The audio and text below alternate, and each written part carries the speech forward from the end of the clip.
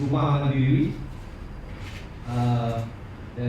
Fellow dear guests, we have yang berhormat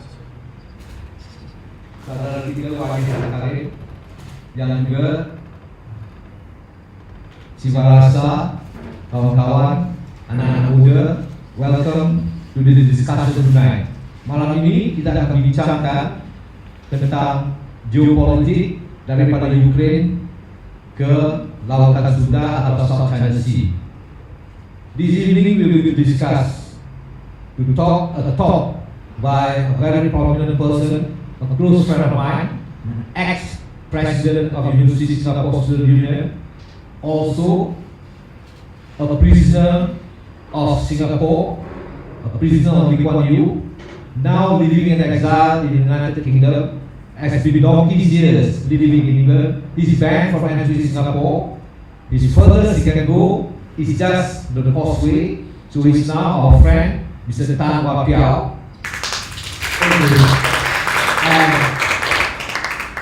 And when he was a student, he studied architecture in University of Singapore. But I don't know, he never managed to become a graduate of that. He went to UK and continued to study law in Oxford University, and he graduated as a law student, become a lawyer. And I think, where were you? Your what? Intern? Middle Temple. Yes, I was there. I visited Middle Temple. He's a lawyer, and most very important lawyer, and he's working and now he's coming to visit every now and then. He visit Kuala Lumpur, Malaysia, and the furthest he can go south is to the causeway lah. Yang paling selatan sekali yang boleh sampai ialah ke causeway. Dia tidak boleh masuk ke Singapura. So tonight, malam ini kita akan berbincang, mendengar pandangan dia tentang apa yang terjadi di Eropah, tentang geopolitik, perang di Ukraine, di Gaza, sehingga apa yang terjadi di kita. So this is me, my friend, Mr. Tan Wah Piao, a practicing lawyer, now from UK, and he's going to give us a short talk about the geopolitics in Europe, the changing situation, the changing situation in Europe, particularly in the United Kingdom, the new government of ASEAN, a new government in France, a new government in Italy, a new government in Germany. Also, the movement, the right-wing movement now is moving bigger and bigger in Europe. Keadaan sekarang di Eropah, bagaimana keadaan telah berubah karena pahaman golongan kanan, the right-wing is moving bigger and bigger. Di France ialah Internal National Front, Jean-Marie Le Pen, bapa dia, sekarang Marie Le Pen anak dia. Kita lihat juga Meloni di Itali dulu, sekarang ini parti yang memerintah, dan juga kita lihat bagaimana AFD di Jerman dan parti kedua terbesar. Jadi kita nak dengar orang yang duduk di Eropah. We will listen to the person who live in Europe, who experience European politics, who understood what's going on. Please, Mr. Tan Wah Piao. Thank you, Hisham. Right, now the idea of this, having this discussion is because for the last 3.5 years, I think I must have received about 6 telephone calls from Hisham, and he has always said, "Hey, Wah Piao, what the fuck? Why isn't there an anti-war movement in London, in Berlin, or in Paris?" And he couldn't understand how the war in Ukraine could go on and on, a never-ending war, and there is no protest movement. In fact, even the most liberal, so-called most environmental, the conscious party, the Green Party in Germany, was criticizing the German government about the involvement in the Ukraine war. And what were their complaints? That we are not sending bigger bombs and better planes to Ukraine to fight the Russians. And this is where I feel there is a need for discussions and understanding on geopolitical issues, especially among the younger generation. You'd like to translate the Yes, Japanese? ini keadaan sekarang di Eropah, bagaimana sekarang dia berubah. Kerana saya selalu memanggil dia telefon, kerana saya pun hairan. Satu perkara yang menghairankan saya ialah kerana saya ni dalam aktivis 60-an, 70-an. Ketika itu latar belakang ialah Perang Vietnam. Perang Vietnam, jadi banyak demonstrasi menentang peperangan juga. Kenapa tidak ada peace movement untuk menghentikan perang di Ukraine? Ini menghairankan. Go ahead. And let me first explain this map. And I've prepared this map for purpose of the talk. Now, what you can't see, only if you come closer, are those little dots, little red dots in Australia, around the South China Sea, Europe. And where is Ukraine? Ukraine is this little dot here. That's Ukraine. Now, this line is the western border of Russia. Russia spans from here to here. I have created these three targets. These are the targets of USA, Beijing, Moscow, and Tehran. Now, United States is a country separated from the rest of the world other than South America and Canada by 2 oceans. Whatever war happens in the rest of the world, they are involved, but they are not threatened. That is the geographical reality. Now, these dots, each of these dots represent various numbers of American military bases. And without understanding, without knowing, understanding and appreciating the implications of the distribution of these American forces and a logistical center in Singapore, you can't really attempt to understand the importance of geopolitics.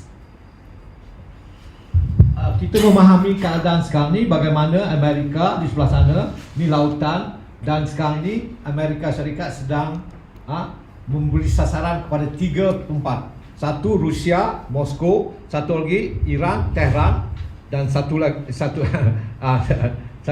lagi di Beijing lah, China. Jadi 3 ini sekarang ini dalam sasaran ni. Dan untuk memahami ini, kita lihat merah ni adalah beberapa. Sekarang ini ada lebih daripada 700. There are more than 700 American bases globally around the world. And to understand this thing, untuk memahami semua ini, barulah kita memahami geopolitik yang sedang berjalan sekarang. Go ahead.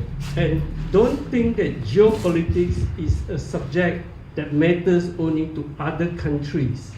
In fact, I was just telling Hisham, the formation of Malaysia is a matter which the CIA also had a hand in it. Yeah.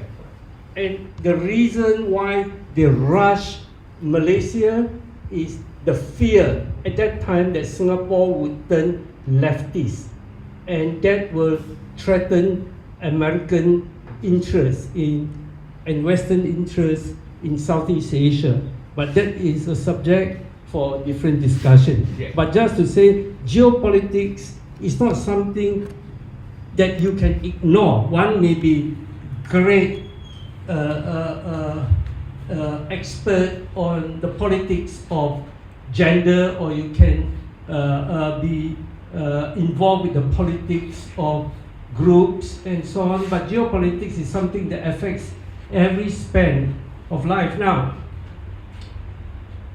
to answer the question why there wasn't a protest movement, we have to go back to this war in Ukraine. What happened was 3.5 years ago, in February 2022, Russians sent troops into Ukraine.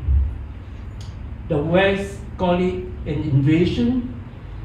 I don't dispute that from an international point of view, a country sending troops to another could be tantamount to an invasion. So that is not the subject matter of the legal definition. But where and why there was no protest movement about what happened to this war is from this simple fact that from the very day when it happened, the word that was in headlines was the invasion by the authoritarian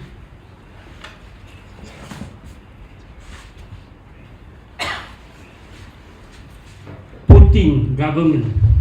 Now, I invite you first to keep Putin out of your head, the name Putin. Just remember troops entered Ukraine sent by Russia. Remember that Russia is this very big piece of land where its GDP is 9 times bigger than Ukraine. Why would Russia bother to send troops to Ukraine? And that is what something that Western media did not discuss, what was the motivation of Russia.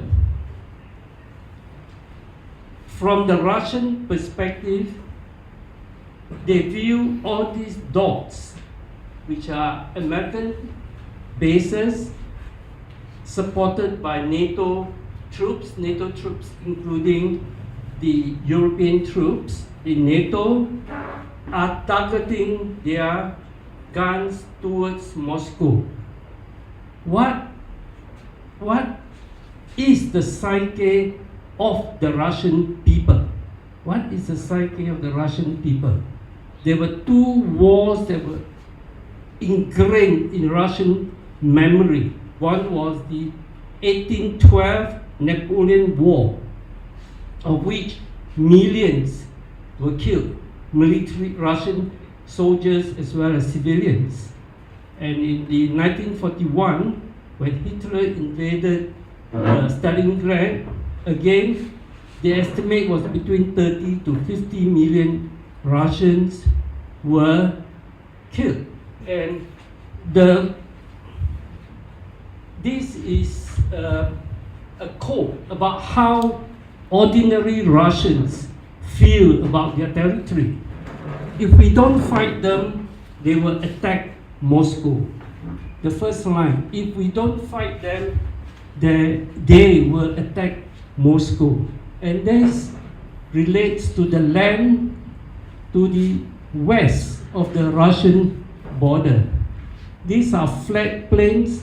There are no mountains like the main range or whatever that you have. There are no big rivers that stop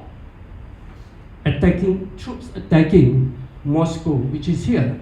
So this is deep in the Russian psyche that we always have to take defensive action. Now, that movement of troops from Russia into Ukraine, therefore, is within Russian population is something that was understandable.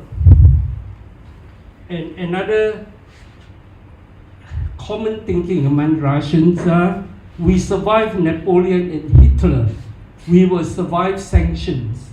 And that is also an important point which is never shared with the British or European audience, that you are fighting a country which is many times the size of Ukraine, with the GDP of 9 times that of Ukraine. The third point is the state can demand extreme sacrifices in the name of survival. And that basically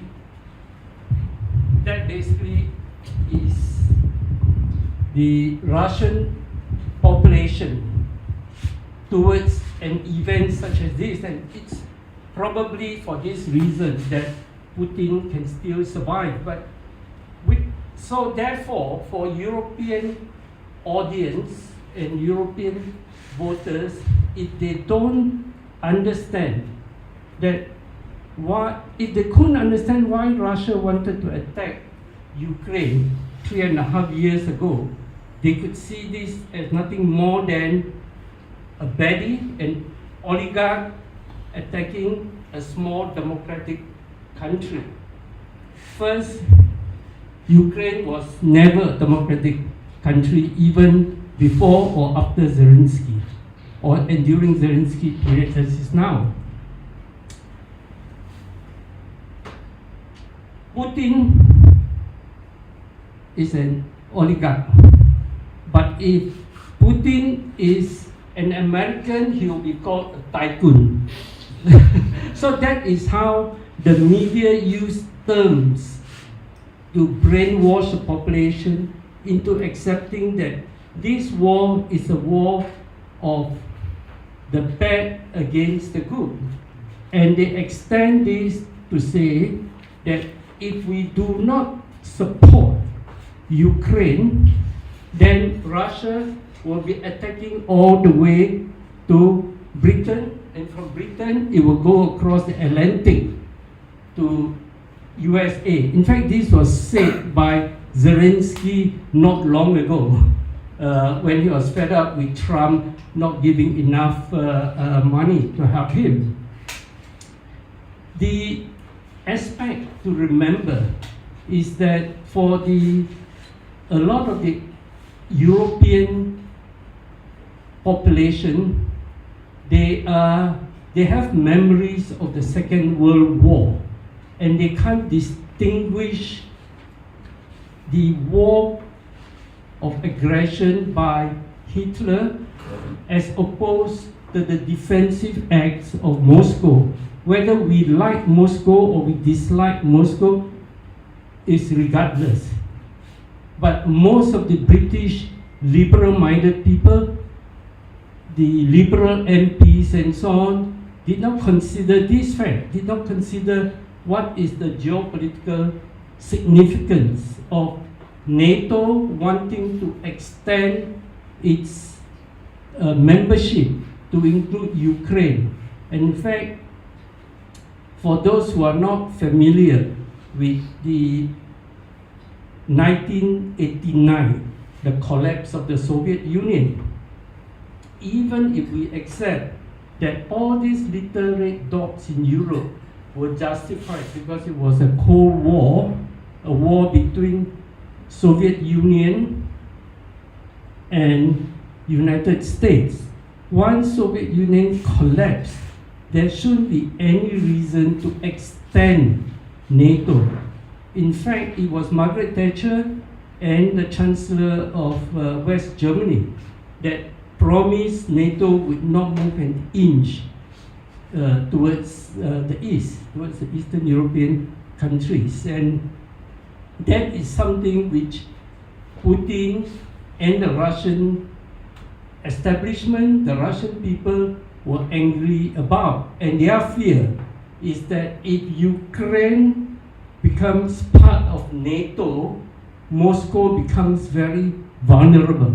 And that is something which very few or hardly any British politicians dare to admit.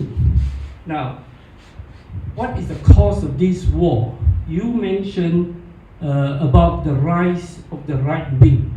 And the rise of the right wing in Europe, you should not be surprised, because the cost of this war to the economy is 800 billion.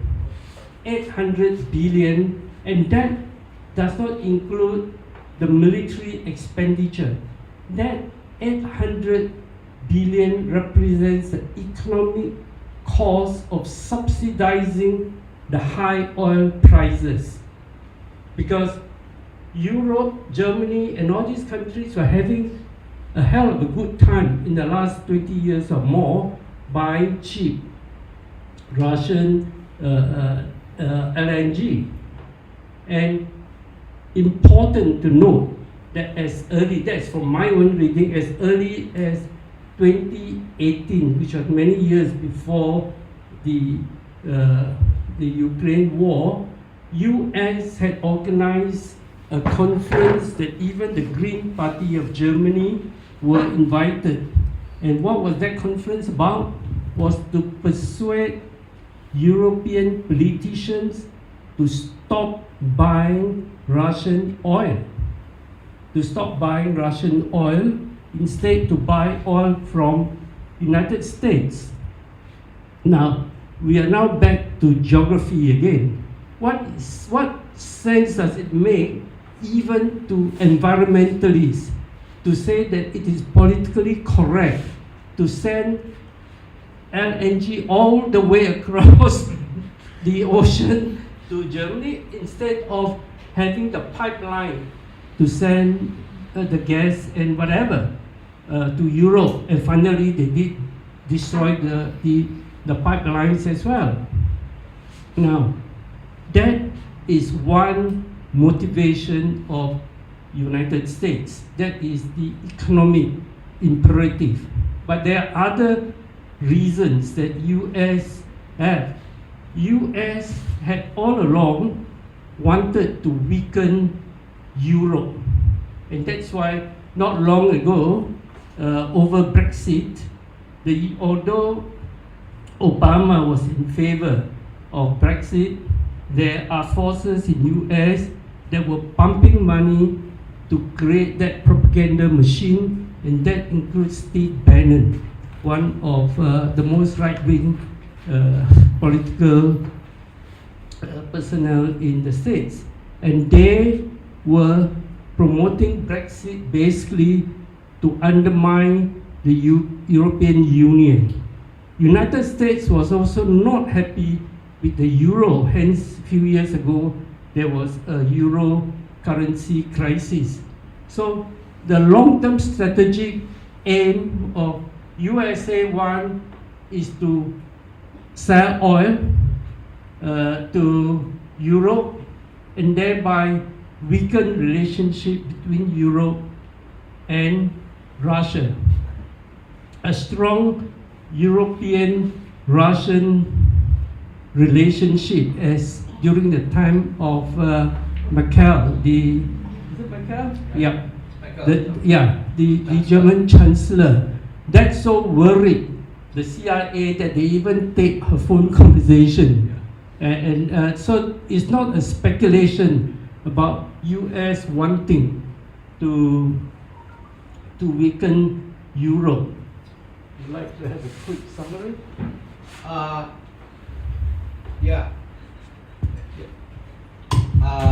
Macam ni, keadaan sekarang ni ialah bagaimana kepentingan utama Amerika ialah tentang ekonomi, geopolitik dia. Kerana itu dia hendakkan supaya negara-negara Eropah ni lemah. Kerana itu Amerika menyokong supaya United Kingdom ni keluar daripada kesatuan Eropah. Itu satu perkara yang lama dibincangkan. Salah satu perkara lagi ialah kenapa sebenarnya Putin masuk apa yang dikatakan oleh wakil tadi, invasion ini ialah melanggar atau menyerang. Tapi di Rusia dikatakan special operation, operasi special. Dia masuk ke Ukraine, kemudian dia mundur, dia hanya nak membebaskan kawasan-kawasan di mana. Tapi sebenarnya yang Ukraine, yang Rusia Putin marah sekali ini ialah bahawasanya akan ada, apabila Ukraine menjadi anggota NATO, maka dia tidak jauh daripada Moskow. Jadi apabila jadi anggota NATO, maka akan adalah senjata-senjata, misal-misal, atomic bomb akan mengarah ke Moskow. Itu yang sebenarnya. Jadi inilah keadaan sekarang ini. Dan dalam masa yang sama juga, ketika perang dingin dulu, difahamkan memang betul lah, daripada utara ni sampai tiap-tiap negara tu merah tu semuanya adalah American bases, pengkalan tentera Amerika. Contohnya pengkalan tentera Amerika ada di Belgium, ada di Jerman, ada di Itali, ada di Turki, Semuanya beratur tu, semuanya memasang musuh dia yang dianggap tu ialah Rusia. Jadi ini yang sedang berlaku sekarang. Dan kemudian dan kita lihat bagaimana punca utama dia ialah kepentingan ekonomi Amerika.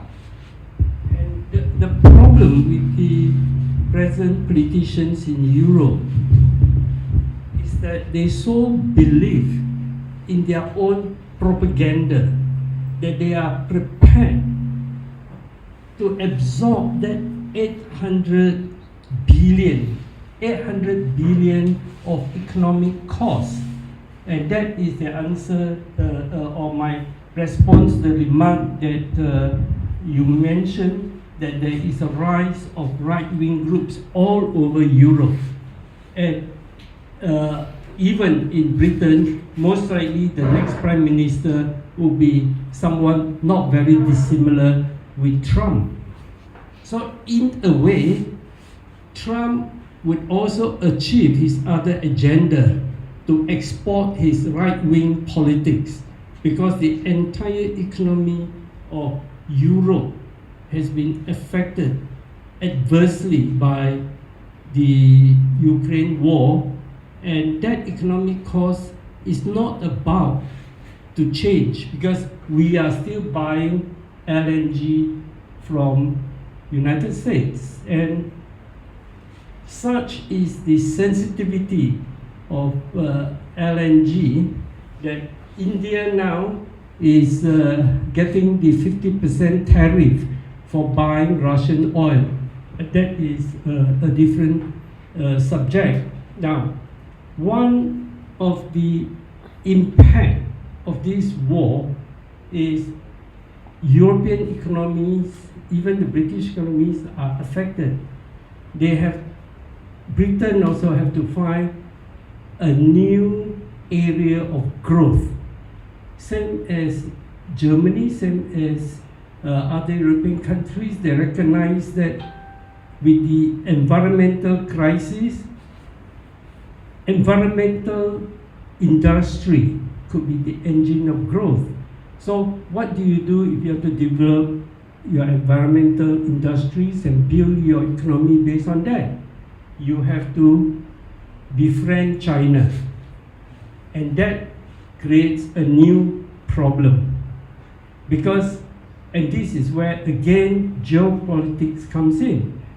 To befriend China undermines the second prong of US geopolitical interests, because US is facing the threat of China in the economic sense of technology and so on. It's US greatest competitor at the moment. So in the case of UK, having sent the Chancellor over to China, having sent the minister in charge of building up the environmental industries, there are so much of right-wing attack on these political initiatives that now Britain has switched from making environment the engine of growth to making military industry as the engine of growth. They announce it on one day, the next day, you guess what they do? They start ordering F-35 from USA. Okay, you translate this now.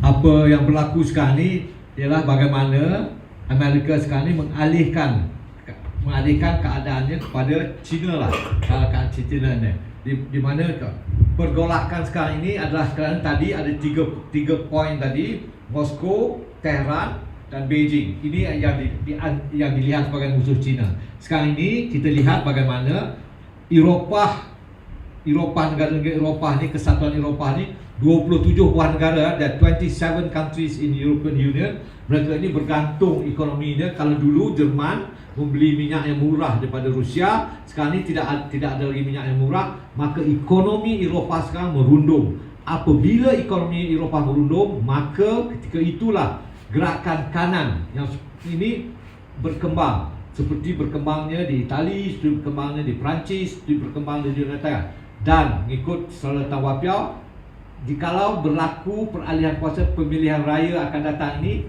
besar kemungkinan garis politik yang berlaku di United Kingdom ni seakan-akan sama dengan garis politik yang diambil oleh Trump, iaitu pahaman kanan.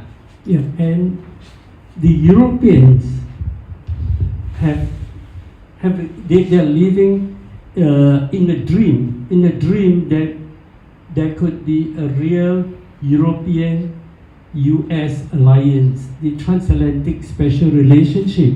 But they seem to have forgotten, when they are now shifting to military industry, that not long ago, United States were trying to sabotage the German-French attempt to build up a military industry as well, and that was not long ago. So that is the schizophrenic existence of politics in Europe, and that explains why there is such a backlash, because the populations are not getting, the income are dropping, and they could put the blame on migrants, they could put the blame, they do put the blame on the war as well. So that is the new theater that we are watching. But this talk is about geopolitics from Ukraine to Southeast Asia, and where is the nexus between the war that is going on in Southeast Asia. There is one problem for US, and unintended consequence, but I'm sure they have they have put that in their calculation. By attacking Russia, you are pushing Russia to be more dependent on China, and which is exactly what is happening. So this may explain why Trump is very anxious now, and they are meeting this weekend. This Friday, Trump and Putin, they are meeting in Alaska, and Trump other interests, and the main interest of Trump really is now to switch from Ukraine to Southeast Asia. That also an explanation why, having attacked Tehran, was it last month? Yeah, now they are pulling back, since they have done enough of disruption for him to focus on Southeast Asia, on China. Now, why should United States be so concerned? When the United States became concerned with China, at one time I was doing some reading on this. Not too long ago, in 2015, that was just 10 years ago, the British Prime Minister declared that it was the golden era of Anglo-China relationship. Xi Jinping went to London, was welcomed by the king, by the Queen, sat on the golden carriage, and within less than a year, the media changes its tune. At the time of Xi Jinping's trip to London, the public opinion towards China was 85% in favor, and come within 2 years, it dropped to 15%. China was the same China as it was in 2015 when Xi Jinping was in London.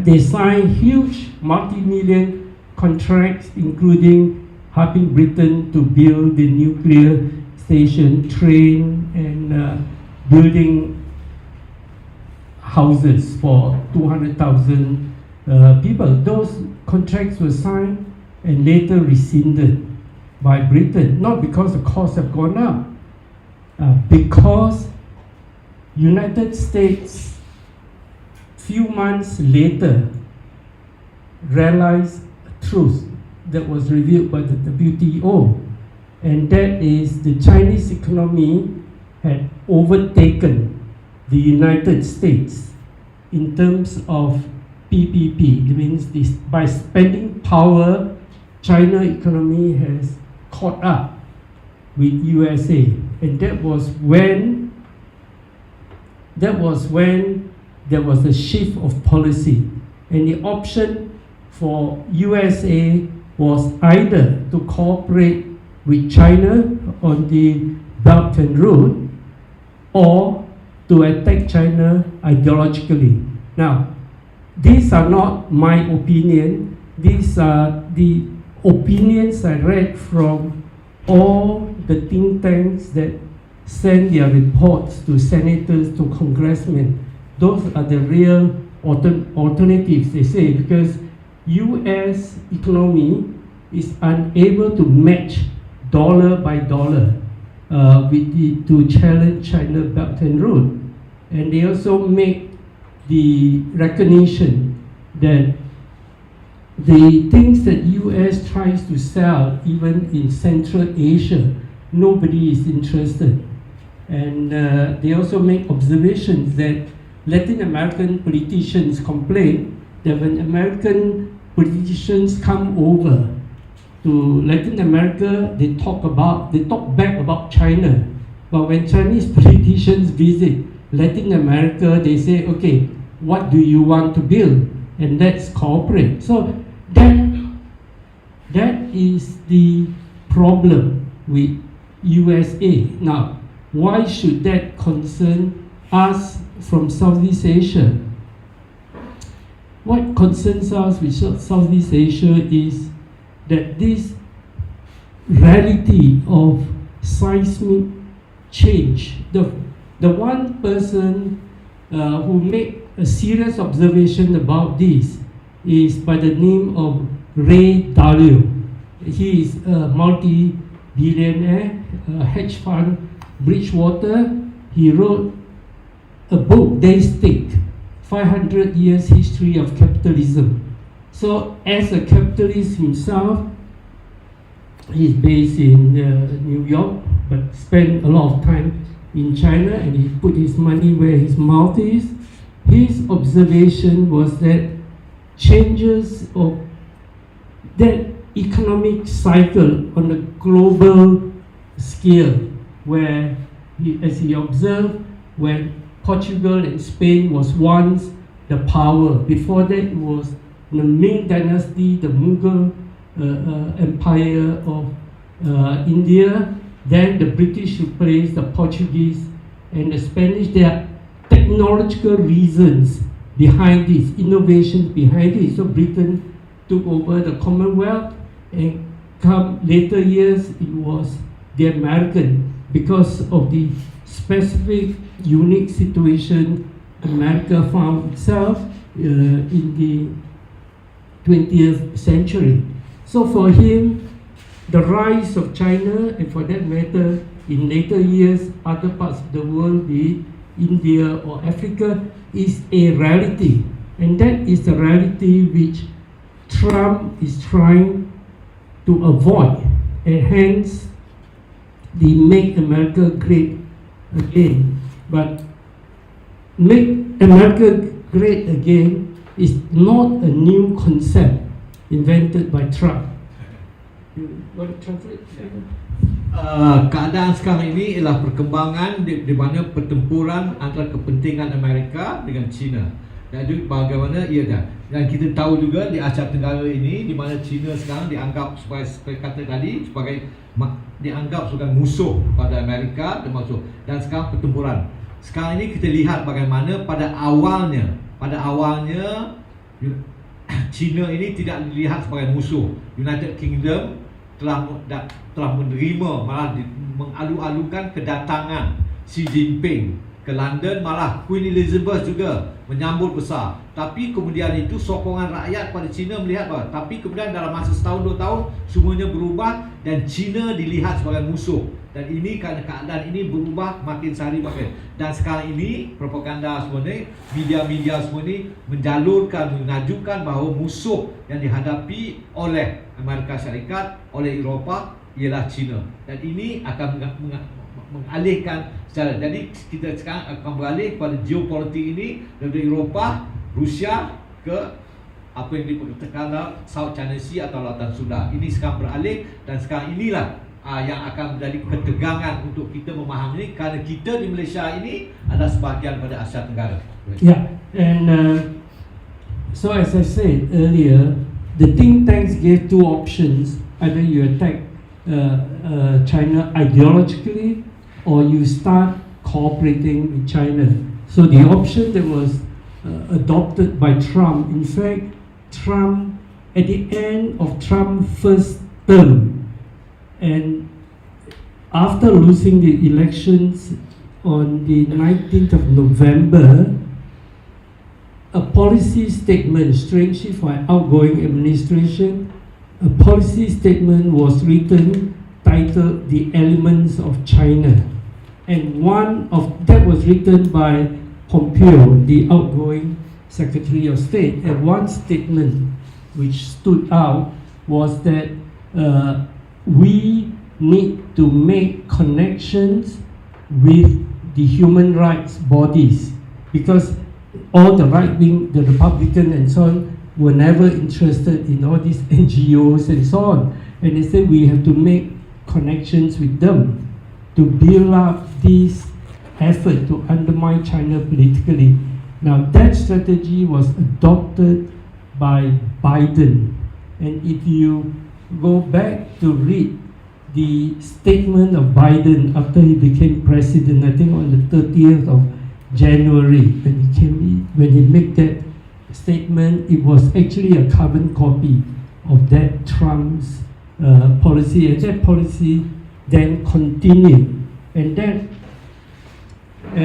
I was talking about the Make America Great Again, and that Make America Great Again is a reminder to the American people that China is to overtake USA in the matter of when, not whether. And in fact, Biden's first speech was he would not allow any country to overtake China.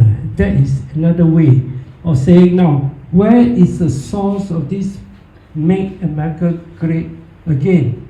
It goes back to 1852, not long after, or sometime after the independence of United States, where they issued the Monroe Doctrine, which is basically that number one, telling all the older European empires, get out of my way.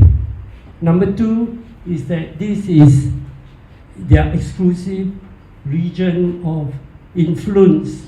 Hence, you see, I put these two red arrows, one pointing at Cuba, one pointing at Panama. These are the two places which,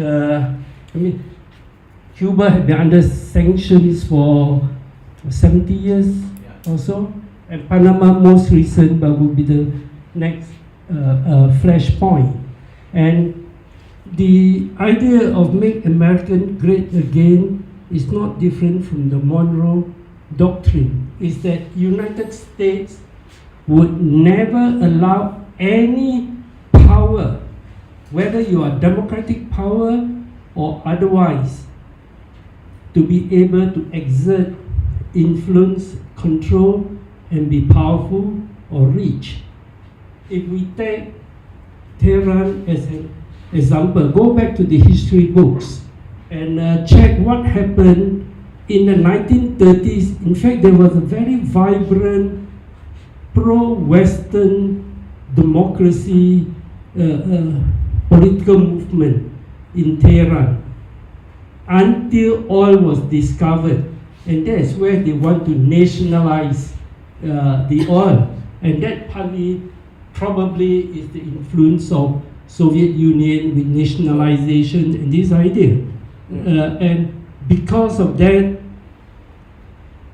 although they are Democrats, they were subverted and then overthrown by the USA, and we can also see all the countries in Libya. It doesn't matter whether they are autocratic, but they are all nationalists wanting to build up their own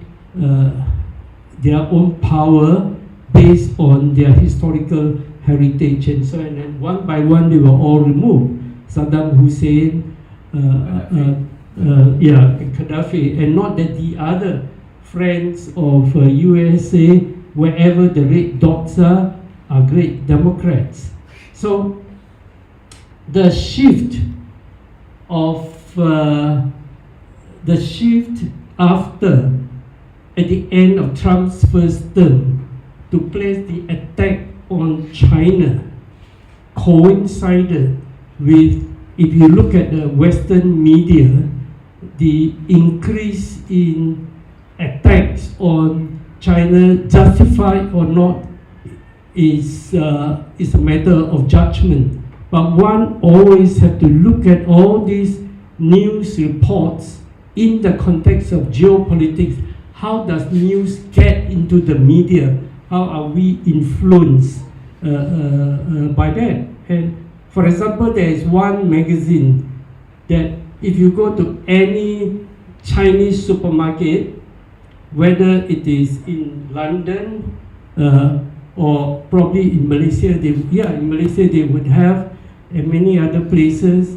And I could not understand how come the Epoch magazine, EPOCH, with office in New York and so on, are so well funded. Anyone who does publishing knows how expensive it is to print books, and they could print stacks and stacks of newspaper for free. And what's the intention? And this is where I have been alerted to many of those initiatives, and this is in a way important for people who are involved in social politics, in gender politics or whatever, to also keep an eye on geopolitics, because one day it will come to affect Malaysia, and it would also affect Singapore once US is able to turn its energy on South China Sea. And I think I stop.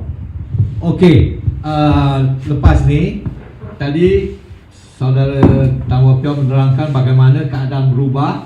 Sekarang ini adalah pertempuran yang hebat antara Amerika dan China, dan China dilihat musuh, dan satu masa nanti kita akan lihat dalam masa tidak lama pengaruh ini bagaimana Singapura kita sendiri, dan apabila keadaan berubah, keadaan politik ni. Dan pada ketika ini, seperti kata tadi, awal-awal dulu Eropah ini nak menggunakan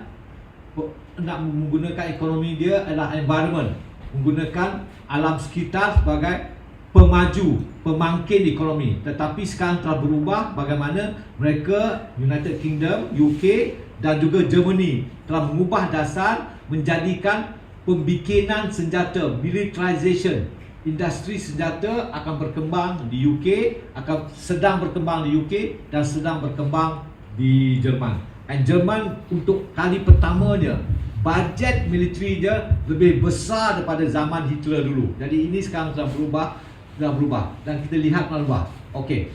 Dan sekarang ni kalau ada kawan-kawan ada persoalan nak tanya, sila tanya. Saya pertama nak bagi tahu juga bagaimana tadi dia hanya lepas sikit dah. Bagaimana Singapura ini sebuah negara di mana negara yang tak boleh dilawat oleh Wah Piong ini, bagaimana dia juga projek Singapura ini juga adalah projek American, adalah projek CIA.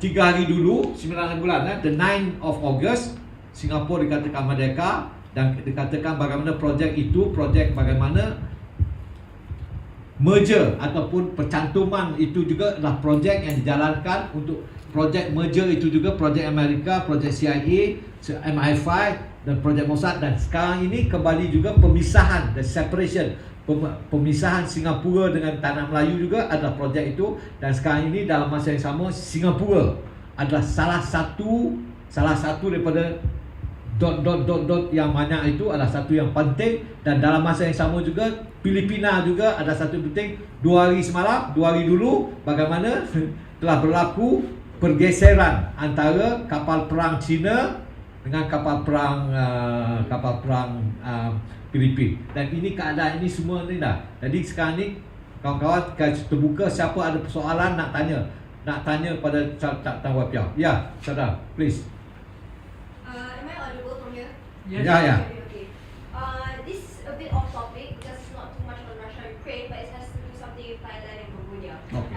Because you talked about how America is trying to, it's not yet focused on Southeast Asia, but you can see the current context that see that America has already been trying to get Southeast Asia countries' favor by appealing to them by claiming, which we all know they didn't solve the Thailand and Cambodia war. We all know it was a sea by sea, Southeast Asia by Southeast Asia issue because Malaysia was the one who solved it.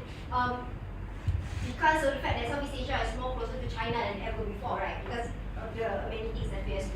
Do you think, in the future, US, I don't know how, I don't know why, but this is why I'm asking you, from any geopolitical perspective or any kind of maybe it's the political ideology, I'm not sure, that to get Southeast Asia to appeal to the US more than China as its third? Because all I can see is usually Philippines, and I think one other country, I forgot what country that only appeals to US. Do you think it's possible? And how would that look like? And how, what is the steps? So I'm not saying that we can predict everything, but what would that look like, in your opinion?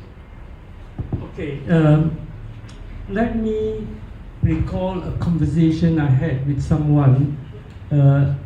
It might be also at that time within your, if listening. That was a few years ago when someone who was a human rights activist from Burma was boasting to me that he had a conversation with some CIA people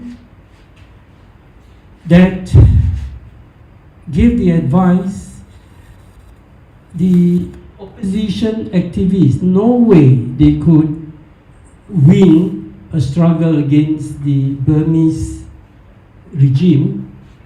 What they can offer to help is, and the word used was, to take out one or two generals.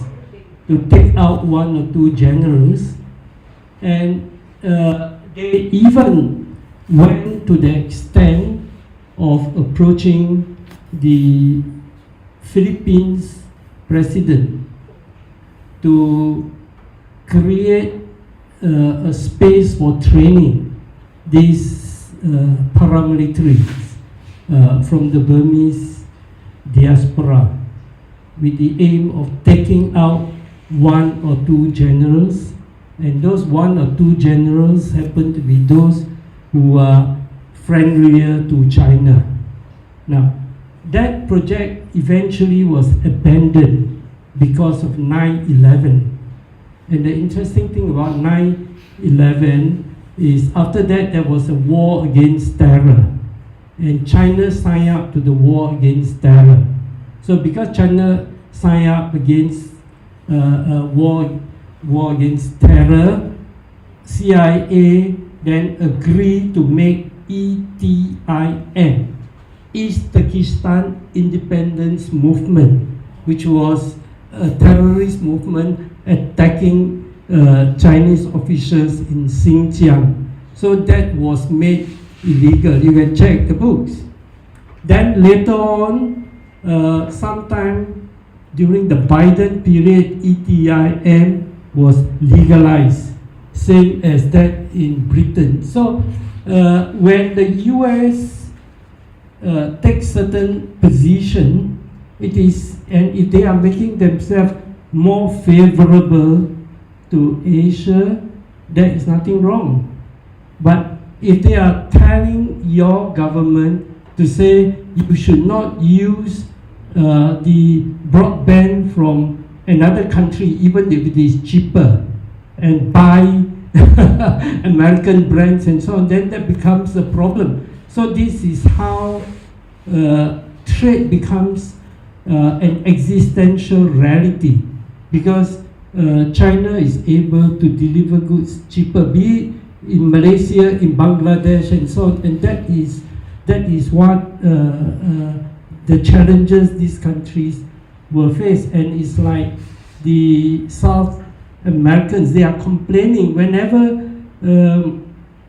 the Americans come to say we are going to help with your development. We promise you so much money. Yes, they give the money, but they say first you have to write the feasibility studies. We will send all our experts to teach you how to govern transparently and so on. So they provide the system of management which are and then paid to their expert. But to bring in the actual technology, that is where they lack. And it's hard to foresee if America will change in the near future. Okay, based on an analysis on the map, we can see that in Europe, United States provoked Russia to Ukraine. That means the NATO has been expanding their influence almost the entire Europe. So the last is Ukraine. Okay, and then we look at the Middle East, Iran. American have been interfering their nuclear enrichment program. Okay, why? Because I've been studying through all these global conflicts. Currently, United States provoking China through Taiwan. Let's say, because Russia attacked Ukraine, if let's say if there's possibility China attack Taiwan, how does it affect Southeast Asia? Okey, bagaimana sekiranya sekarang ni keadaannya Rusia melanggar Ukraine? Bagaimana pula Amerika masuk? Bagaimana kalau pula katakanlah China melanggar Taiwan, mengambil Taiwan, apakah Amerika akan masuk? That would be a big challenge for Southeast Asia. The first challenge would be for the Singapore government because they are directly engaged with the US. Singapore has provided facilities for ships and so on. And the premise of whether China would miscalculate into attacking Taiwan is something that I think Beijing would have lots of academics and analysts where they have to calibrate under what kind of conditions that would trigger a need for military interference or attack. Assalamualaikum, saya Diki. Tadi follow Wafiau punya talk dalam live YouTube tadi. So kita bincang daripada Ukraine ke South China Sea, Ukraine to South China Sea. So soalan ini sebenarnya tersimpan agak lama. This question has been reserved for nearly 10 years. Okay, soalan ini adalah, the question is, okay, bila sebut tentang regional politik selantau dekat Asia Tenggara ni, kalau kita perasan ada banyak grup political group, gerakan politik dalam negara-negara. In each country they have a movement, political movement. Also, separatist group as well, funded by either US or China, quote unquote. So, we are living in Southeast Asia. We are all Southeast Asian. So, macam mana kita hendak memposisikan diri kita dalam konteks persaingan dua kuasa besar? Sebab ada soalan dari rakan yang ahli pergerakan lama, karir dan sebagainya bertanya, adakah wajar untuk mana-mana negara memisahkan dirinya daripada negara-negara lain? Contohnya macam dekat West Papua, dekat Myanmar, ada banyak grup-grup kumpulan-kumpulan pemisah yang taking side either they or there. Bagaimana yang sesuai dalam konteks apabila from Ukraine to South China Sea, kita kat tempatnya dia jadi front. So pivot Asia semua dah daripada zaman Trump 1, Biden, Obama, etc. So apa pandangan Mr. Wapiau dan juga Isham jika boleh beri sikit pencerahan tentang posisi kita? Okay, I explain the question first to Wapiau. The thing is that in Southeast Asia, there are various liberation movement, separatist movement lah. For example, in Papua New Guinea, you have the separatist movement. You have also separatist movement in South Thailand. Now you have a lot of movement with arm in Burma. No? How will be they position themselves between the two big power, America and China? And at the same time, what will our position here, in ourselves, in Malaysia or in Singapore? What is our stand? How can we position ourselves between the two big power? Ours is Malaysia and Singapore in between, but also physically, geopolitically, we are so close. How many? 1 hour, 2 hours, 3 hours? We have reached Hong Kong, which is part of China. So this is how do we position ourselves. And at the same time, the importance of Singapore. Singapore is a very important base, for all American who are the refueling, and also for Southeast Asia. Asia, this is center of Mossad. Right. Now, first of all, let me just give you an advice. Don't wear that T-shirt when you're coming to England. What is that T-shirt? Our Zionist? Yeah. No, the front. Oh. You'll get shot. Oh. Okay. Oh, it's a Uzi weapon. It's a Uzi. Okay. Yeah, Chan. Don't wear that T-shirt. Okay. That also is my answer to your question. Okay. That I think in various countries there are always separatist movement, you like it or not, and the existence of separatist movement also give room for powers to play geopolitics. And just as one example, Turkey used to support the separatist movement in Xinjiang, the ETIM. There are about 20,000 Uyghurs diaspora long term in Istanbul. So Turkey used to support the ETIM and so on indirectly. Now, what China did was to tell Turkey, if you continue to support ETIM, we will restart our support for the Kurdish.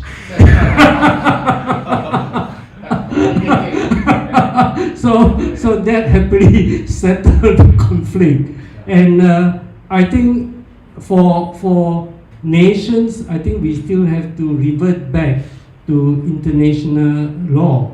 Although international law, having said that, is at the moment very much, first of all, US do not recognize any international law. And that is part of the Monroe Doctrine, that no other power to keep our sovereignty, we are above everything else, even including international law. So that is actually the fundamental ideology behind sovereigntism in US. But for the rest of the world, we just have to look towards resolution of conflict in that along that line, be it country disputes over South China Sea, or even between India and China, that kind of border conflicts or nationalists. But one of the playbook, and this is well-known fact, within the American establishment, is to play on religion. If you can play on religion, whether it is Islamic religion, which they did in Wahhabism in Saudi Arabia, was promoted by the CIA to challenge nationalist and socialist trend among Muslims in the Middle East. Hisham agrees, so I must be right. Fact check. And so cases in the in Burma borders and so on, too complex. Yeah. This one about tentang ni tentang bagaimana sekarang ni apa Wapiao hanya katakan bagaimana playbook, the most important is divide and rule. Okay saya ni dah 7 siri Ketika saya membesar, Saya tidak tahu pun Sunni dengan Syiah. Di Malaysia dulu, satu ketika dulu, tidak ada orang ambil pot pun kamu Sunni ke kamu Syiah. Tak. Tetapi sekarang orang telah terbitkan kesedaran.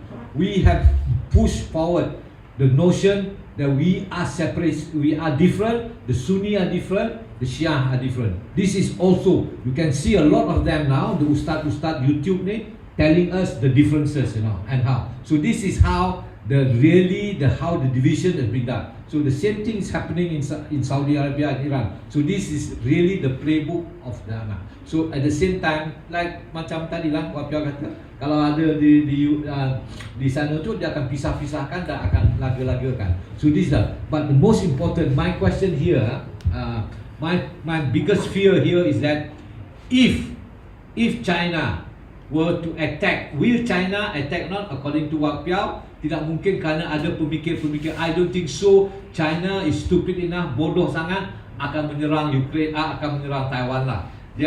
I don't think so in the very near future. Tetapi, but they might push seperti yang berlaku sekarang ni antara China dengan Filipina. They keep on pushing, create a crisis. Krisis ini akan berlaku. There will be a big crisis in Southeast Asia, terutamanya. Dan today kerana 17 hari bulan ni, Ogos ni adalah Hari Merdeka Indonesia. Apa kenyataan semalam daripada Prabowo? Malaysia make Indonesia great again dan akan menambahkan senjata. Indonesia now is going to be like the one like in German, like the one in UK, is militarization, the industry militarization. Now, yesterday Prabowo have said this is the policy now. Kita untuk memperkuatkan Indonesia, untuk memerdekakan Indonesia, untuk memastikan Indonesia terus merdeka, kita harus mempersenjatai dan membesarkan tentera kita. This is said yesterday that for to continue sovereignty and independence in Indonesia, we have to enlarge our army, we have to enlarge our military. So this is the new policy now. So this is the global politics that's happening, not only in Europe but also in Southeast Asia lah. Ada soal? Yeah, go ahead. Okay, so I think this does touch a bit on the idea of why Malaysia was formed in the first place.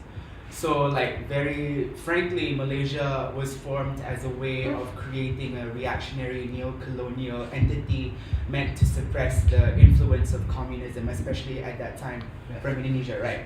So after that, what happened was under Tunku Abdul Rahman, we had things like ASEAN, and the main role of ASEAN historically has been to pretty much like align with US interests. Tunku himself is someone who in the 70s actually admitted to the fact that I think he sent weapons or something to South Vietnam, which was fighting on the side of the US in the Vietnam War, right? So historically, Malaysia has played a role which enabled, right, the imperialist aggression, the aggression of the United States in the rest of the world. But what do you see to be the current role of Malaysia under the current administration? Because we know that we've seen interviews where Anwar himself debunked certain rhetorics. For example, the idea of South China Sea and China wanting to violate our sovereignty. But then Anwar actually went against it and said, oh, that's just Western propaganda because border disputes are a common thing, and it's not just China which is claiming something. Every other country is also claiming a certain kind of border. But my question right now again is just to reiterate, what do you see to be the current role of Malaysia under Anwar, under the current PH and VN unity government, especially because now we see a lot of especially now that we see a lot of ASEAN is being revived into a very big thing again. In the presence of two MPs, I must be very, very careful not to overstep boundaries. But only one point.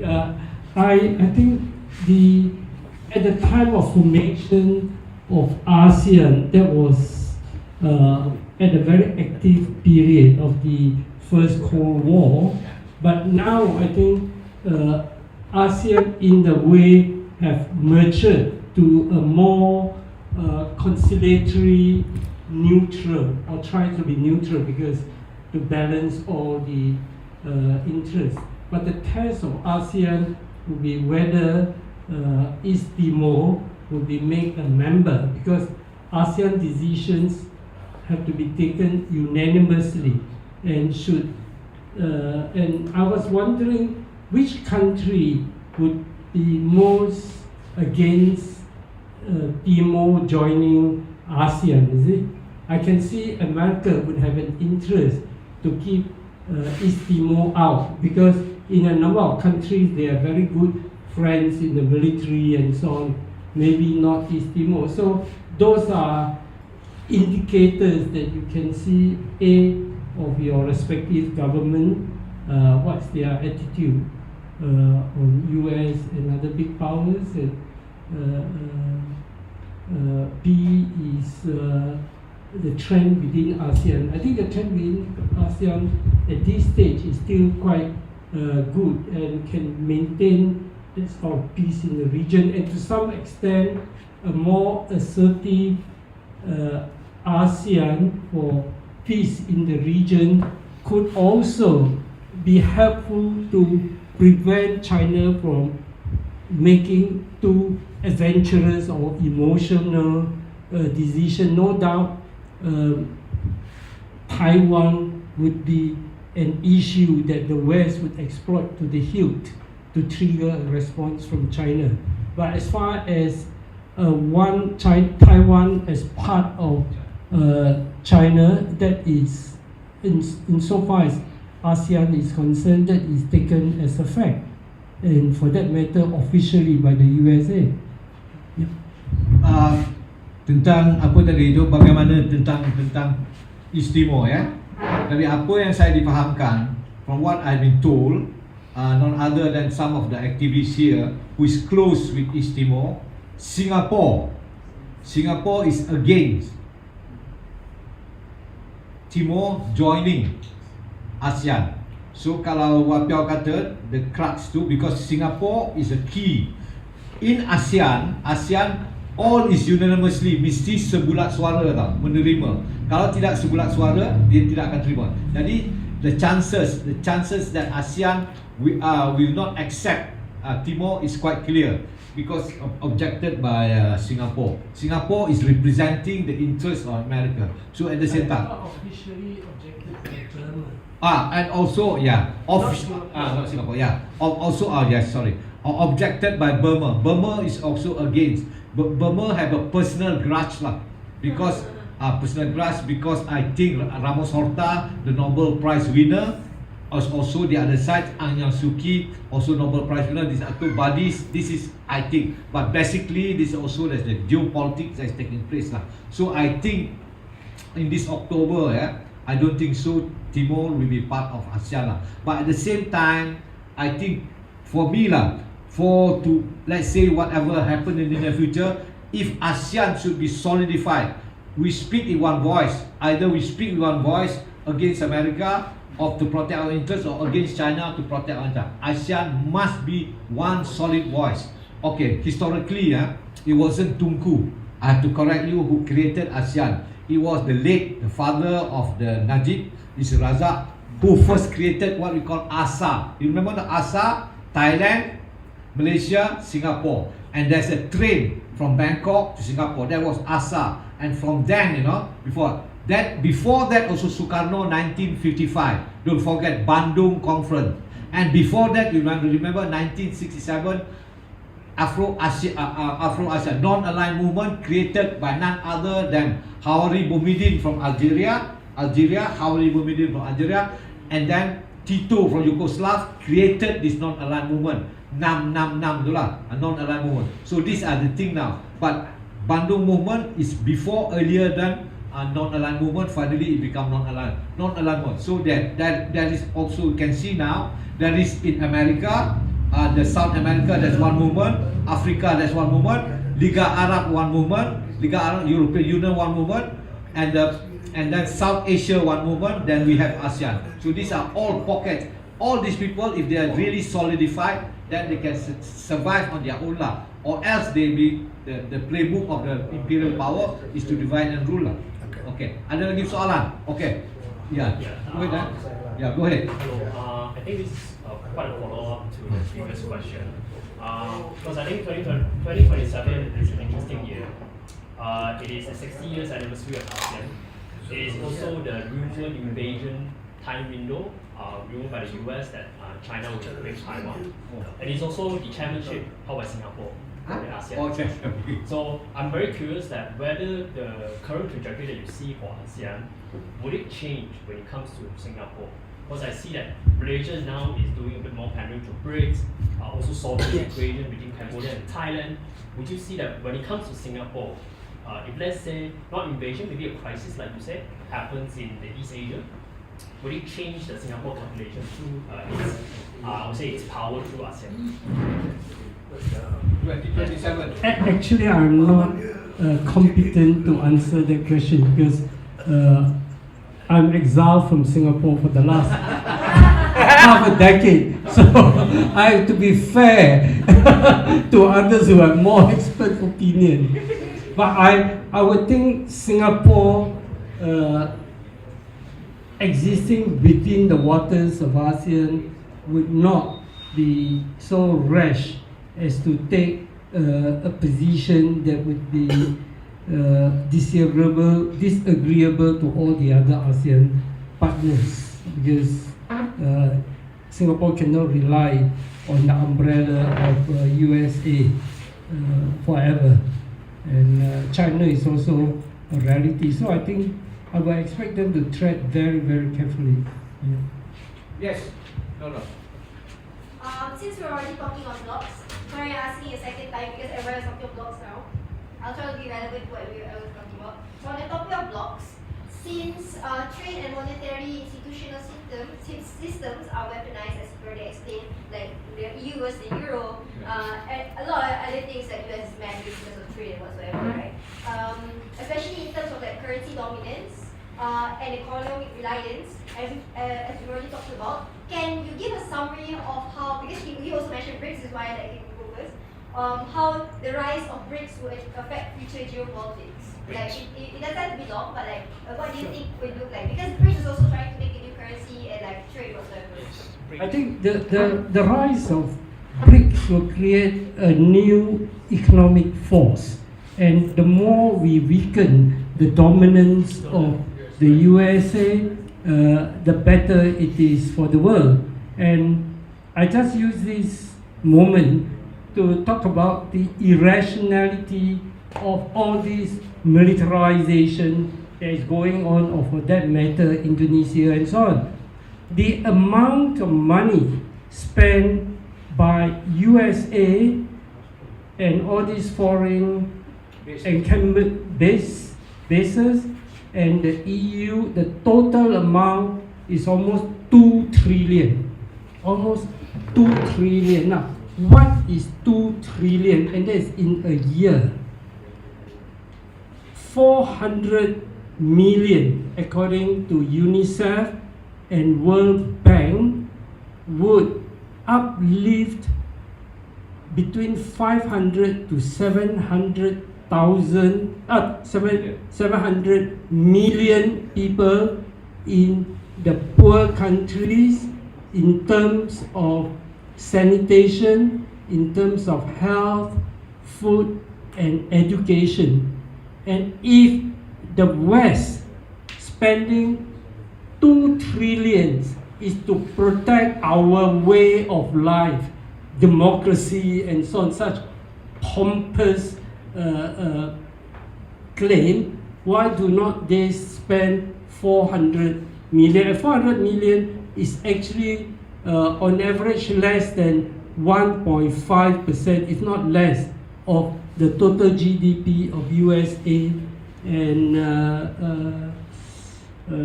Europe. So for those NGOs who are getting money from their funders, they must tell their funders, why don't those people who give that fund put money? 400 million only out of 2 trillion. 2 trillion. Yeah.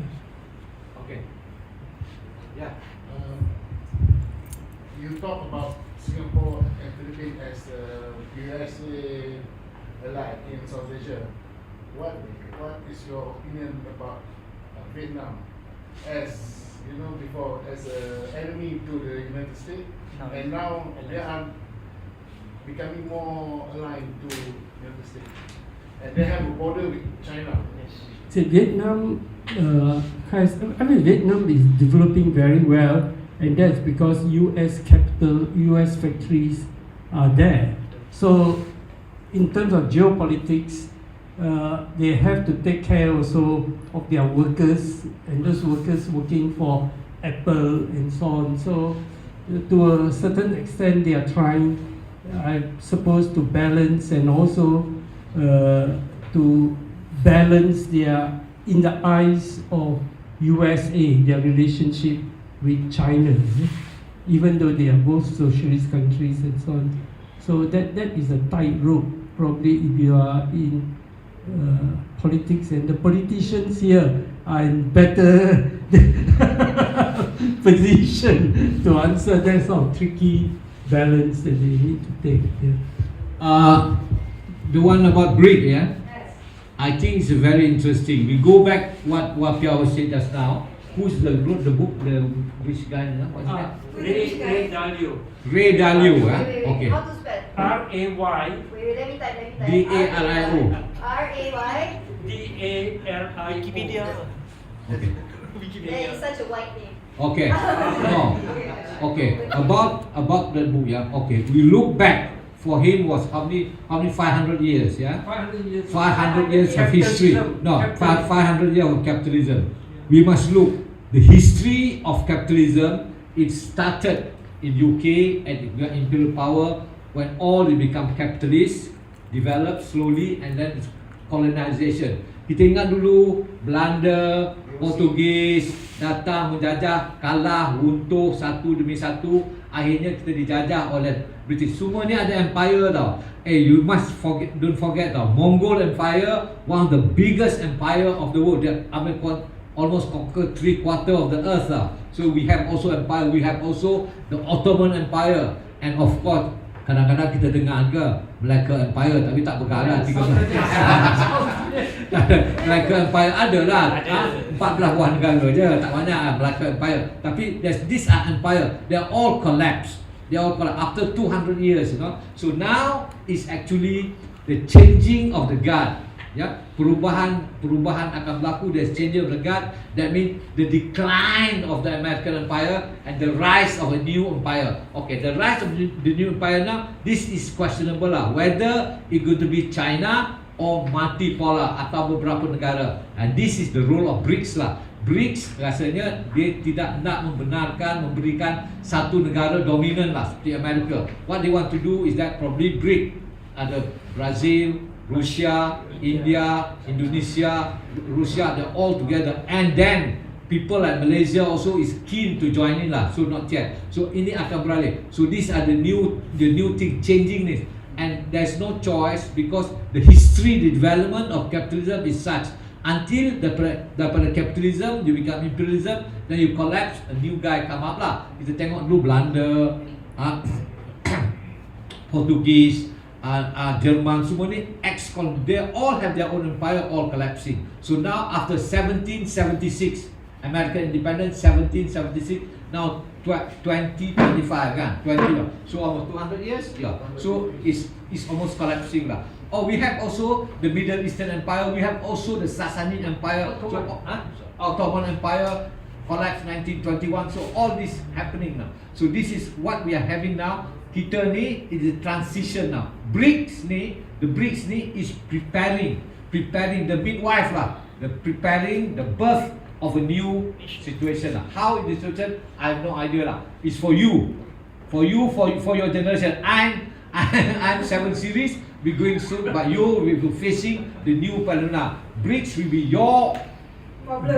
Your problem. So basically, colonization is funded back in the capitalism was funded through colonization by slavery and extracting resources. Yeah. But now we're in the would you agree if I said we are in the era of neo-colonization, or are we still in the era of colonization? No. Would you agree or not? Or No, I don't believe. I don't see BRICS as to use the term colonization. Colonization implies an empire coming into a foreign land to colonize. But from what I understand, I was about to continue. We're basically funded by neocolonialism as now will now be funded instead of slavery and extractive resources will now be funded by propaganda and ideologies. Because that's what I understood from the speech. It's basically like a new form of capitalism, new form of colonization, from what I understand, to fund capitalism. If that is your conclusion, I am a bad speaker. I apologize. No, Wapiao is a bad propagandist. No, he need the help of Steve Bannon. Steve Bannon who worked for Trump, he should go under training. I think he should go under the wing of the new guy now, the new party. Oh, Farage. Farage. Oh no, not Farage. Jeremy Corbyn. Okay, anything other lagi Pak? Yes, go ahead. Okay, alright. This one is, I think, is the last question for me. Alright. I think you just mentioned about Indonesia Militarization the country. Is it because that they are allowed Russian to open up military base in West Papua, and they have been threatened by Australia? So if anything happen between them with Australia, they better prepare themselves militarily. Due to that reason?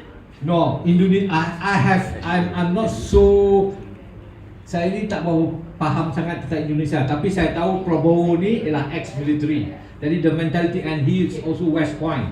Latihan di West Point selain daripada Victoria Institution dekat Kudu tu, dia pun dilatih di Amerika. Tapi it's a military.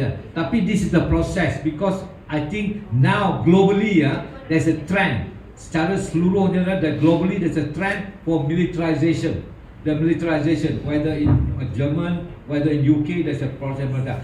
And then ini digalakkan oleh Amerika lah. So basically, our friend, where's the girl, the lady who talk about colonization? Okay, colonization, capitalism also survive now. Actually, is the most important product. The most important product of American here is not anything else. It's not cattle. Is weapon. So weapon is now the main export. Is a major export of that. So weapon is the most important. So now, for example, the war in Ukraine, the war in Gaza. This is actually the military industrial complex is making tons of money. This is the key. So this is what happened. So now we are changing lah. We are changing. So that's why macam saudara kata tu, kenapa Indonesia akan balik. So there's a trend now. There's a real major trend. German, UK, Indonesia. These are three clear. And you must understand, German is big country, UK is a big country, Indonesia is the biggest country in Southeast Asia. And if Indonesia go militarization, it will influence whole Southeast Asia. Yeah. Ada apa-apa soalan lagi? Anything? Yes. Yeah. Go ahead. So earlier, right? I think a few months ago, like Trump provoked Greenland or something, and interest on Greenland. Is the purpose to push for militarization in Europe? Is it? Actually, Greenland is an interesting thing, and something interesting is happening. Something is interesting. Yeah.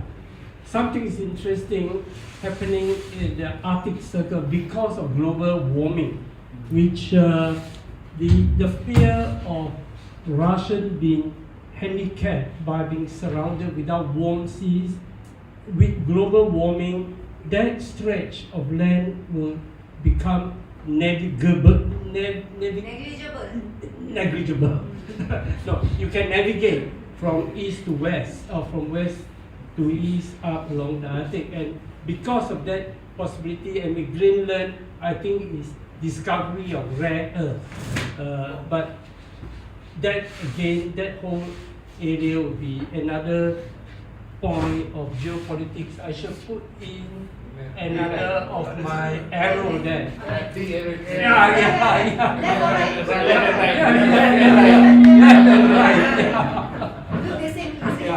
So this is a growing map. You all work on it. And, yes. Yeah. Ya. Yeah. Mikrofon boleh. Suara saya. Yeah. Lemah. Ya, thanks Ican bagi peluang untuk cakap sikit. Just to comment briefly because speakers are the main role. Just on East Timor, I think Isham is correct. Apparently Singapore is the objector. Singapore was using, well, apparently to join ASEAN, you have to comply with some strict technical conditions. Your country must be like this, must have this, this. Baru boleh you can join ASEAN, you qualify. So Singapore was using that.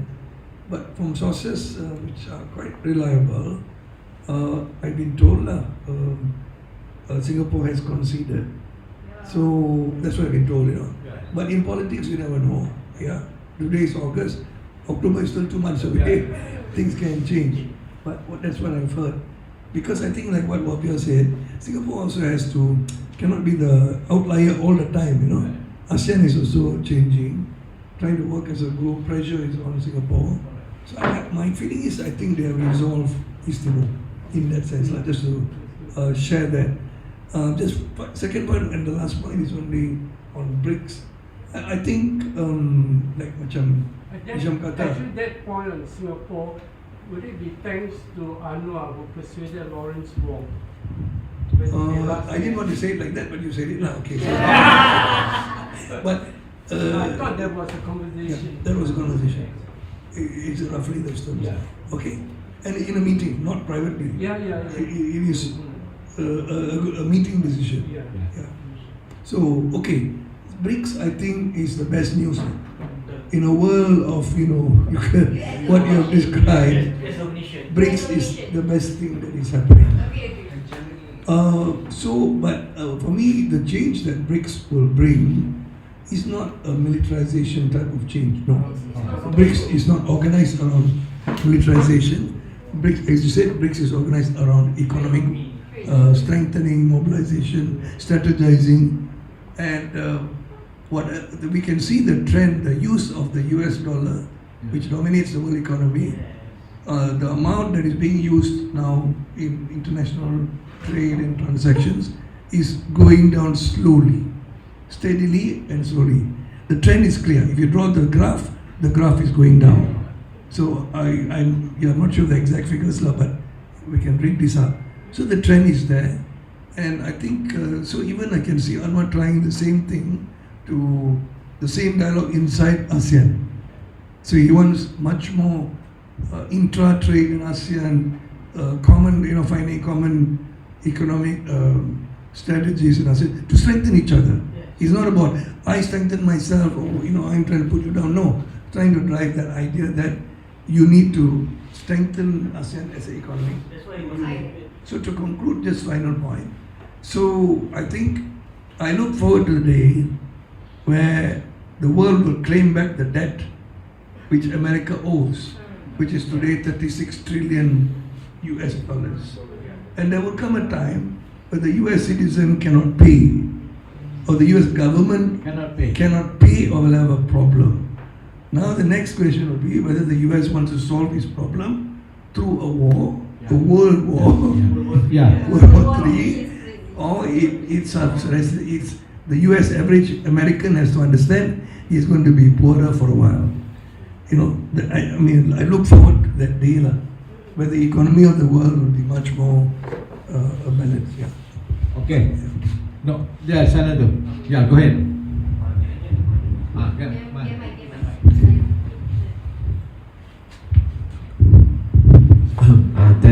Hello. So my name is Holt, and prior to what she said just now about ideology and colonization, I feel like the US has always been a very dominant force in asserting their ideology, because they also learned by the Great Wars from the Europe, and so they were to attract people with the American dream. But over when time passed by, sometimes their values and the ideologies would not be good or well accepted in other countries. So American cultural dominance has greatly influenced a lot of societies.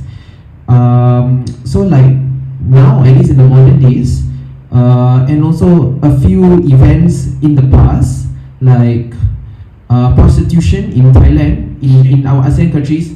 It was brought, the business was brought because the American armies came there, so they wanted to let these armies be happy in the country.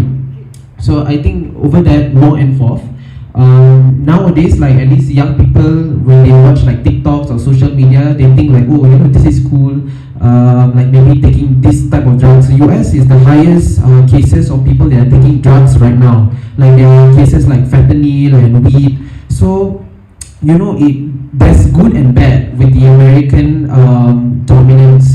But there's no other countries or societies that we can like look up to or like we can hear, because maybe a lot of countries are putting English as a second language, or people learn to know English. So whatever America portrays is right, is what we think is right.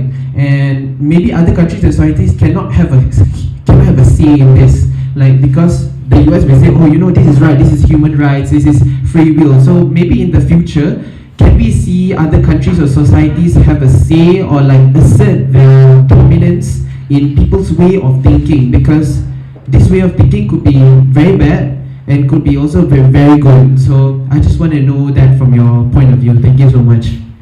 Basically, it's the control of the media, and what is produced in CNN, New York Times, Washington Post, and or Fox News becomes headlines everywhere. But I think as less people read newspapers and probably more diversified social media may help. But the problem with social media is you don't have the money to carry out the research, and then that becomes a question of fact check all the time. Yeah. It's very interesting because what you have just mentioned will be there in the country. See, what's happening now actually is worse than colonization, worse than imperialism. Globally, the whole world will be dominant. Kau pergi tengok dekat dataran Merdeka tu, dekat apa benda tu yang di BKL tu, dah tulis billboard tu kata tak lama lagi semua akan kena pakai digital currency. You go there, so they're arranging now. They are arranging now. We are putting that. So you must remember, COVID is part of the thing, part of the project to make sure you're all unison now. So you have to, and like now we are all connected. We are all connected. So finally, like they say, whether imperialism is ideological or not. So whoever, this is my line now. Whoever control the server will control your mind. Correct. Whatever control the server will control the number. Like the last PKR election lah. Whoever control the server will control the number. So whoever now control the server will control your mind. So this is happening now. So for your generation lah, I'm already, as I've said, 7 series. So for your generation, the millennium, the whatever, the Gen Z, you're going to face this. You are not going to face American imperialism. You're not going to face. You're going to face what we call now, what we call this guy from Greece. What's his name? Yanis Varoufakis. You are going to try capitalism cloud. You understand? The capitalism cloud. They're no more. Those days are no more. They're there. So they are going to colonize. Yes. Go ahead. But it's the same thing. Neo-colonization in terms of ideology and propaganda. But Yeah. I think it's all tech. Yeah. Industries, most of the heads and most of the industries, the servers and everything are in US, and that's Yeah. why it proves your point. So they're going to be contention lah, because there's other. So China also have the, until and unless we about Malaysia ada pula dia punya server nama Ekok, kata. Ekok, bukan Ekok, Kekok ni dia punya WhatsApp, Factbox ni ada lah kan. Rock tak tahu nama lah apa. So maybe there's one day lah you are then independent. Otherwise you'll be dominated lah. As long as you use WhatsApp, as long as you use TikTok, as long as you be dominated. So that is the situation. We are moving there. You think you are free, but you are not. You are not because you are there. As long as you consume. Okay, this is the situation. Ada lagi soalan? Ya. I mean, I just want to maybe put my Anger. forward, yeah, because I think that I understand the idea of like ideological conflicts and how ideology tends to dominate. regardless of who the propagator is. But I think if we stick to like the facts of it, because right now we look at, for example, the US and China, right? The US has really put a lot of money into funding, political groups around the world. It's not even just the military stuff. It's also about how it funds certain NGO groups, human rights stuff, and it tries to impose a particular framework of human rights that is, that is within their interest. But in contrast to that, for example, China does not focus on spreading their own ideology. Like, you don't see them try, like, they stopped ever since maybe like Deng Xiaoping, he ended the funding of the communists and the guerrillas all over the world. We see China, their current policy is like, if you look at the Communist Party of China's like handbook, it's one of their policies where they do not incite any kind of like violence or all that kind of stuff anywhere around the world because they maintain peace.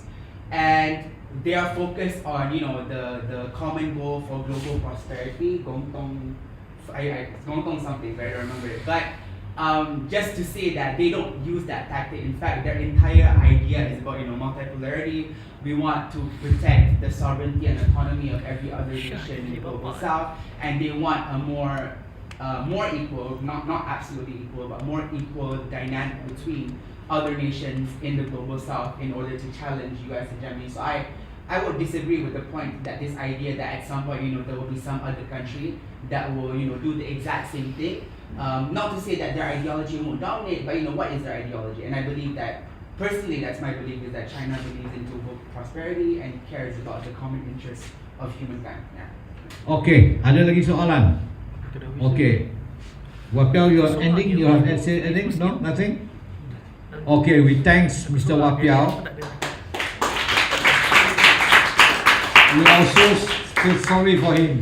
He only can go up to Causeway. He is a Singaporean, but he can travel up to Causeway. But I also share. I'm also not allowed to go to Singapore. So I've never said. Shah, yeah. You should tell the story before we disperse of why Wapiao was arrested and thrown out of Singapore. Okay. The story is like this. Wapiao was the president of the University Singapore Student Union. There's a worker strike. He participated in the strike, and there was a commotion, and he was detained. He was put to trial, and then he was detained. When he was released after detention, Lee Kuan Yew wanted him to join the military. You understand? To military, to force him again. So then he escaped. I don't know why he escaped. He never tell me how he escaped.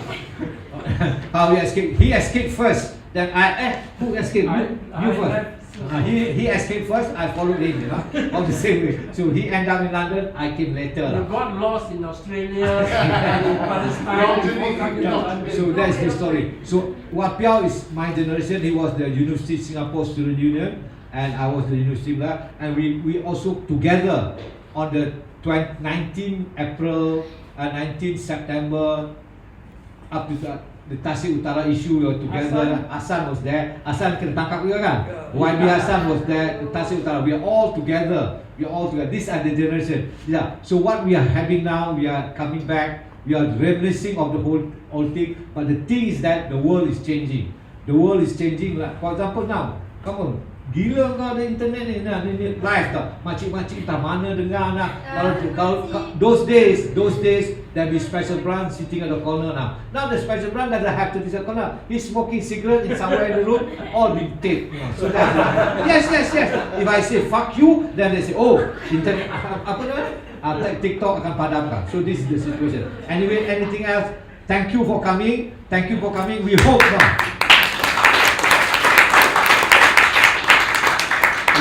We hope Wapiao will come again next year. If come Malaysia, we welcome him. And thank you very much, Mr. Wapiao. Can we take picture together? Yeah. And Wapiao, hang on. Dia ada dia punya madam. Banglan boleh masuk Singapura. Banglan boleh masuk Singapura, Wapiao tak boleh masuk Singapura. Dia okay, come. Okay, take a picture. Okay, one take a picture. Okay, thank you.